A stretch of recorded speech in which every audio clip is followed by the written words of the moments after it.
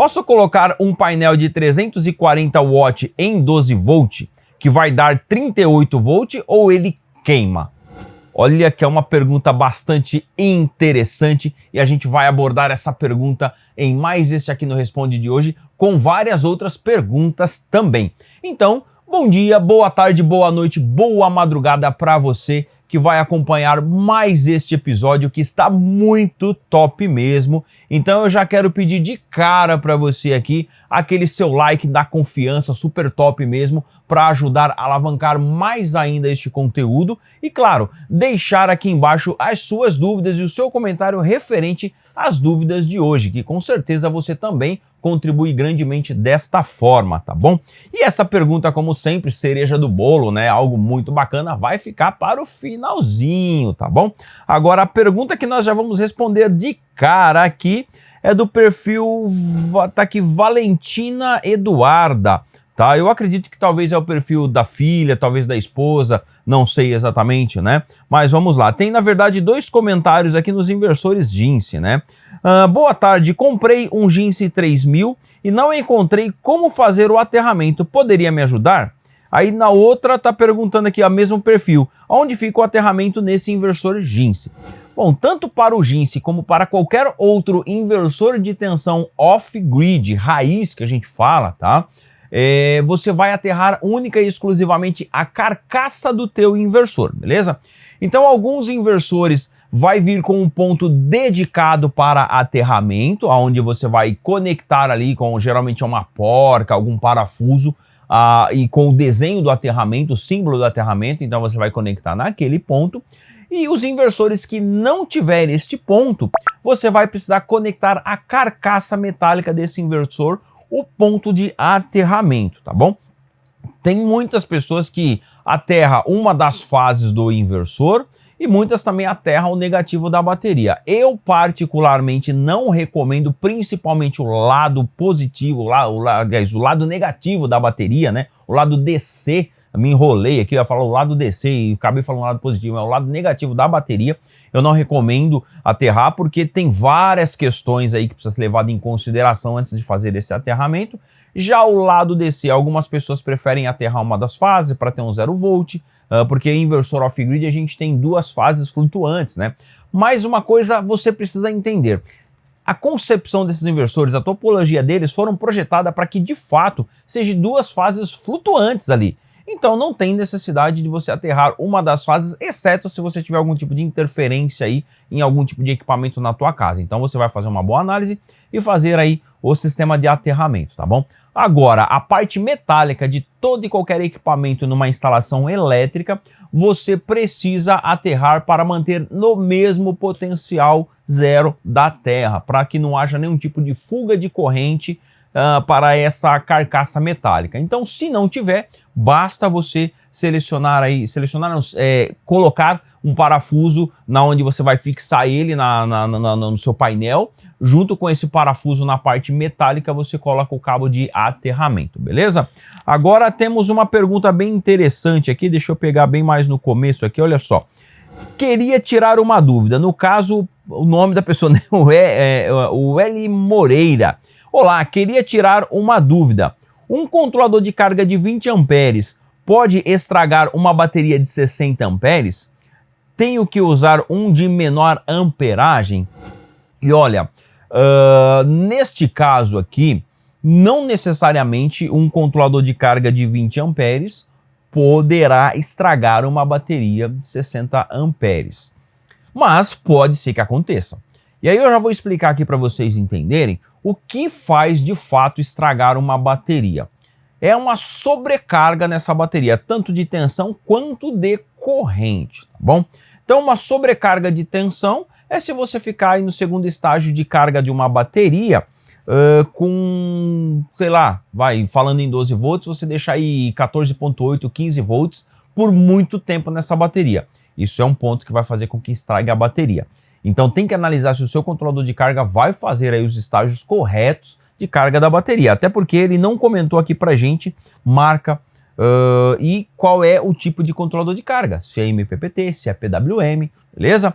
Agora, na questão do quesito corrente, também pode danificar uma bateria se você sobrecarregar em questão de corrente. Por exemplo, uma bateria, geralmente, a gente costuma carregar ela com 10% da sua capacidade. Neste caso, uma bateria de 60 ampere-hora, 10% seria 6 amperes, ideal de você mandar para essa bateria. Mas no fotovoltaico off-grid, a gente costuma chegar até perto de 25%, tá, da capacidade total da bateria. Por quê? A gente tem uma janela de sol pequena, geralmente aí um HSP na ordem de 5 a 6 horas no máximo, dependendo da região, o que quer dizer que eu não tenho tempo suficiente para recarregar a minha bateria, dependendo do que eu utilizei no dia anterior. Então eu posso chegar até perto de até uns 25% da capacidade da bateria. No caso dessa bateria aqui, olha só, 60 ampere-hora, 25% de 60 ampere-hora dá 15 amperes. Então a gente está próximo aqui dos 20 amperes do controlador de carga do nosso amigo. Claro que nesse caso aqui, se for só para carregar a bateria e não usar ao mesmo tempo, aí pode acontecer de sobrecarregar na questão de corrente da bateria, porque em algum momento pode ser que o seu controlador de carga chegue nos 20 amperes e está bem acima dos 25 máximo que a gente recomenda. E aí pode sim trazer algum tipo de problema. Por isso que é muito importante você fazer um bom dimensionamento aí do teu sistema fotovoltaico e saber o que você vai usar ao mesmo tempo que você vai carregar a bateria, para que de fato não sobrecarregue tanto com corrente quanto com tensão. E para ajudar você nesse dimensionamento, quero falar para ti que a gente tem um curso muito bacana online, vai ficar na descrição desse vídeo aqui no comentário fixado para você conhecer mais esse nosso curso e se matricular caso você queira, porque vai ajudar muito você. Você tem suporte através de e-mail ou via ticket também. E claro, tem muito conteúdo top aqui no canal também, que se você der uma navegada e pesquisar por aqui, vai te ajudar bastante também a complementar o nosso curso, beleza? Espero que eu tenha conseguido ajudar aí o nosso amigo aqui e ajudar você também. Agora vamos caçar aqui mais uma outra pergunta. Aliás, tem um comentário aqui que eu achei bem interessante, que é o seguinte, deixa eu ver, Puma Almeida, isso, Puma Almeida tá o nome do perfil. Ele fez um comentário aqui no inversor off-grid híbrido da Must sem baterias, tá? Ficou bem vago, mas eu vou comentar aqui para dar algumas dicas aqui, tá, pessoal? Que é o seguinte, ó, quero deixar a geladeira e freezer ligado à noite, eu tenho off-grid. Né, aqui ficou muito vago o que ele comentou, mas é legal porque olha só, tem muita gente que tem essa ideia, essa intenção de deixar geladeira e freezer ligado a noite toda no sistema fotovoltaico off-grid, tá? Mas aí vai alguns ponderamentos, algumas questões importantes de você levar em consideração. Primeiro de tudo, é possível isso? Tem muita gente que tem essa dúvida. É possível? Sim, é possível. Segundo, vai ter que ter um bom investimento de banco de baterias aí. Mais uma vez, dimensionamento, precisa dimensionar tudo certinho. O seu banco de baterias tem que ser dimensionado de maneira que vai dar conta da autonomia que você precisa, nesse caso, a noite inteira. No entanto, a gente precisa levar em consideração o seguinte, que hora que começa a pegar do sistema fotovoltaico das baterias e até que hora vai ficar pegando. Por exemplo, por aqui em São Paulo, geralmente 4h30, 4h40 da tarde, nessa época do ano, eu já começo a utilizar aí energia das baterias. E até mais ou menos umas 8h30, 9 horas da manhã, eu ainda estou utilizando das baterias. O que quer dizer que não é só à noite em específico, quando de fato escurece, que eu estou pendurado no meu banco de baterias. Então, automaticamente, você precisa ter aí banco de baterias ou baterias o suficiente para dar conta de toda essa quantidade de horas aí. Então, tem que ter autonomia para fornecer energia para você nesse período todo sem fazer uma descarga muito profunda, falando de chumbo ácido, tá bom? Média aí 30% até uns 45% de profundidade de descarga para ter uma boa vida útil, beleza? Esse é um ponto importantíssimo. Outro ponto importante de levar em consideração aqui, para a gente de fato saber se dá certo, se não dá, ou se compensa ou não, é placa fotovoltaica. A quantidade de placa fotovoltaica que você vai ter no teu sistema para de fato dar conta de fazer com que carregue essas baterias no dia seguinte e ainda utilize ao mesmo tempo, caso você tiver cargas durante o dia, tá? Então é importante aí também. Outro item de extrema importância a você analisar, nesse caso aqui, freezer e geladeira, dois equipamentos vilões aí de sistema fotovoltaico off-grid por causa do pico de partida. O Quem aí não sabe o que é pico de partida, tá perdido, vai ficar link na descrição, no comentário fixado, apareceu o card aqui em cima também, para você acompanhar vídeos que a gente explica para você o que é pico de partida e mostra na prática, para você entender que de fato isso é um grande vilão. E como que isso é um grande vilão e por que eu tenho que me preocupar com isso? Muito simples. Como tem dois equipamentos ao mesmo tempo aqui que dá picos alto, você precisa saber o pico máximo que ele vai dar, tá? Esses dois equipamentos juntos, e pode considerar que em algum momento os dois vão partir junto ao mesmo tempo para que você escolha o teu inversor off-grid. E aí, que inversor eu escolho? Olha, simples, tem que dar conta desse pico de partida com uma certa folga para não forçar o teu inversor, tá bom? Então, para isso, recomendo assistir os vídeos que vai ficar na descrição e no comentário fixado, que a gente vai mostrar de fato essa questão de pico de partida e, de quebra, assiste os testes de fogo dos equipamentos que a gente faz aqui, porque a gente também mostra se esses equipamentos suportam pico de surto, pico de partida, tá bom? Então, eu espero que eu tenha conseguido aí elucidar um pouco desse comentário, não foi uma dúvida, mas em volta desse comentário vocês viram que gera bastante dúvidas, né? Então é bem interessante, tá? E antes da gente partir aqui para a cereja do bolo, a dúvida-chave mesmo, que é bem interessante, a galera curte, eu vou ter que procurar aqui, talvez eu fique meio perdido, tá?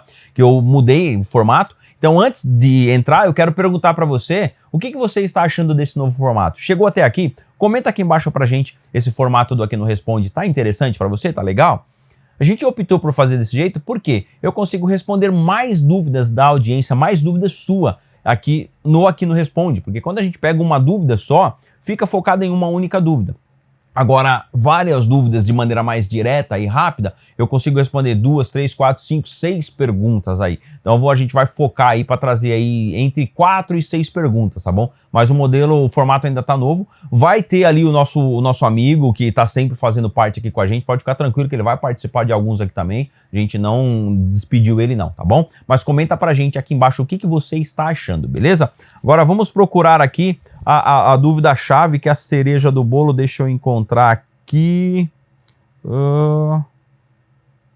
Do painel fotovoltaico, né, Lucas? É a do painel fotovoltaico que a gente está precisando aqui achar. Aqui, olha só, daquele perfil que tá bem estranho aqui, a escrita do perfil, né, por causa do arroba, agora ficou muito doido aqui no YouTube, mas o perfil é user-fg3ns alguma coisa aqui, tá bom? E a pergunta é a seguinte, posso colocar um painel de 340 watts em 12 volts, que vai dar 38 volts, ou ele queima? Bom, a resposta de maneira direta é sim, você pode utilizar um painel de 340 watts pico ou até maior em um sistema de 12 volts tranquilamente, tá? E não vai queimar o painel. Eu não sei se o ele queima aqui, que ele quis dizer, se é o painel fotovoltaico, se é a placa solar, se é o sistema, se é o controlador, mas não vai queimar nada também. A única coisa que você tem que se atentar é o seguinte, você vai estar trabalhando com uma placa fotovoltaica que tem uma tensão aí de 38 volts, que nem você falou aqui, que é tensão VMP, tensão de máxima potência. A tensão VOC é um pouco maior, na ordem de uns 42 a 43 volts, provavelmente pode até passar um pouco mais, tá? Então você tem que se atentar ao controlador de carga que você vai utilizar.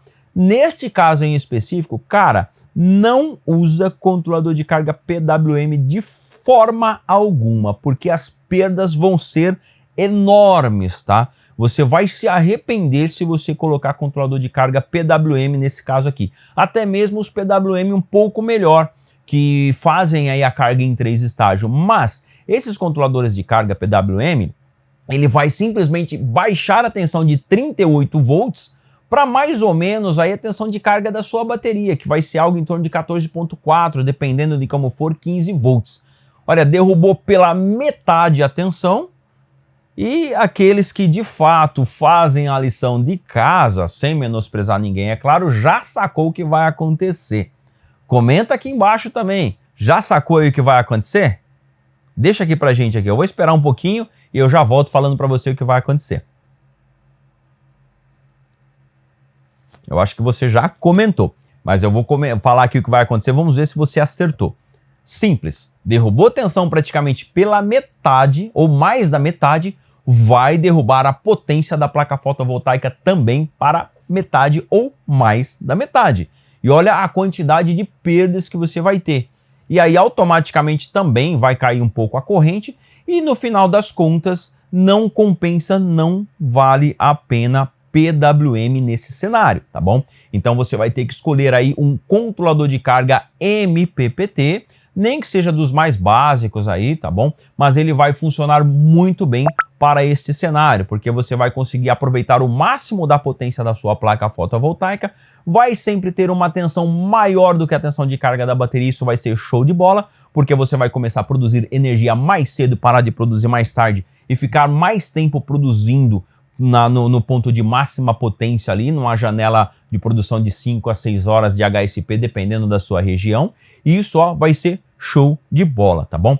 Agora, se você não tiver um bom controlador de carga, aí pode sim vir a danificar alguma coisa, pode vir a danificar as suas baterias, e de maneira direta, sem chance, tá? Ele não citou aqui controlador de carga, mas de forma direta, esse painel na bateria esquece, tá bom? Não recomendo de maneira alguma, na verdade, olha, não faça isso, tá? Então escolha um bom controlador de carga para que você consiga, de fato, fazer um bom aproveitamento dessa placa fotovoltaica de 340 watt-pico em um sistema de 12 volts, beleza? Espero que vocês tenham gostado de mais este quadro, mais esse episódio, né, do quadro aqui no Responde, e aqui do lado, mais conteúdo como esse para você continuar aqui no canal, sempre acompanhando os materiais de extrema qualidade que a gente traz para você. Grande abraço, até o próximo vídeo, próxima aula, próximos testes, dicas ou episódios do Aqui no Responde aqui do canal. Fui!